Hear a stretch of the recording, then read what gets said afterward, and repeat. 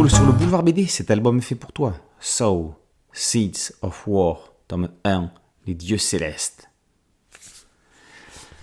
Astra, capitale du royaume d'Astéria, la reine Samille s'inquiète des intrigues fomentées par les armées du royaume voisin, dirigées par la reine Pyrrhissane.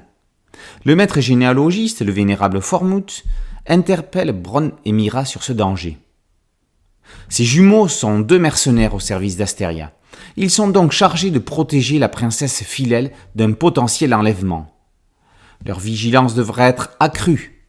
Mais escorter une gamine intrépide et curieuse qui rêve de se promener dans la foule pour aller voir des cracheurs de feu n'est pas forcément la mission la plus simple, même pour des guerriers aguerris. Dans la panique d'un attentat, la princesse va bien évidemment être kidnappée.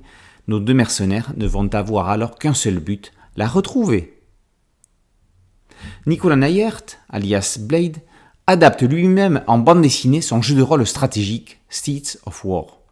L'auteur a développé un univers d'une richesse incroyable. Son site expose et explique tous les rouages et tout l'historique de ce monde imaginé de toutes pièces. Les amateurs peuvent s'inscrire en ligne pour y jouer.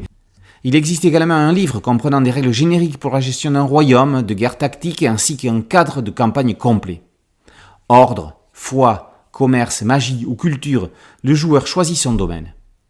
Pas facile donc pour un auteur proposant de multiples pistes à son public de lui imposer un déroulé d'action comme dans une bande dessinée où le lecteur est passif. Aura-t-il réussi à embarquer ses rôlistes ?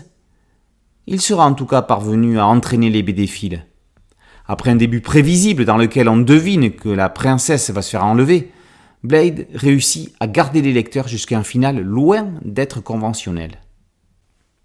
Au dessin, Bojan Vukic donne vie à cet univers, un genre qu'il connaît bien puisqu'il fait partie de la grande famille des dessinateurs de elfes, mages, ainsi que orques et gobelins, les séries des Terres d'Aran orchestrées par Jean-Luc Istin.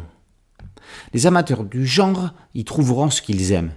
Des guerriers baraqués, des héroïnes sexy, un dragon majestueux et même, je crois qu'il faut s'y habituer, une bestiole dans le style du fourreux de la quête de l'oiseau du temps, nommé Zep, rien à voir avec Titeuf, et que l'on retrouve dans bon nombre d'albums d'Heroic Fantasy.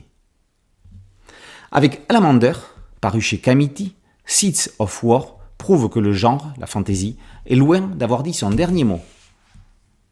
So, Seeds of War, tome 1, Les Dieux Célestes, par Blade et Vukic, est paru aux éditions Calopsia. Boulevard BD, c'est un podcast audio, une chaîne YouTube. Merci de liker, de partager et de vous abonner. A très bientôt sur Boulevard BD. Ciao.